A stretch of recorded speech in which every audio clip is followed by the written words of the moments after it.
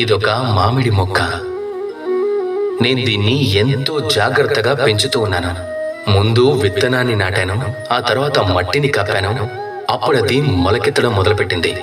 నేను ప్రతిరోజు దీనికి నీటిని అందించాను.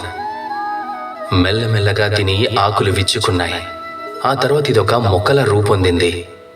ఇప్పుడు నేను ప్రతిరోజు ఇలాగే దీని బాగోగులు చూసుకుంటే అప్పుడు దీని కాండం మరింత దృఢంగా మారుతుంది. ఖచ్చితంగా ఇదొక విశాలమైన వృక్షంగా ఎదుగుతుంది. ఇక దాని నుంచి చక్కని పూత పూసి నాకు ఎంతో మధురమైన రుచికరమైన మామిడి పళ్ళు వస్తాయి. మామిడి పళ్ళంటే అందరికీ ఎంతో ఇష్టం. అందరూ ఇష్టంగా తింటారు, అందరికీ బాగా నచ్చుతాయి. కానీ మామిడి పళ్ళు తినాలి అంటే ముందు మామిడి మొక్కని జాగ్రత్తగా పెంచాలి కదా.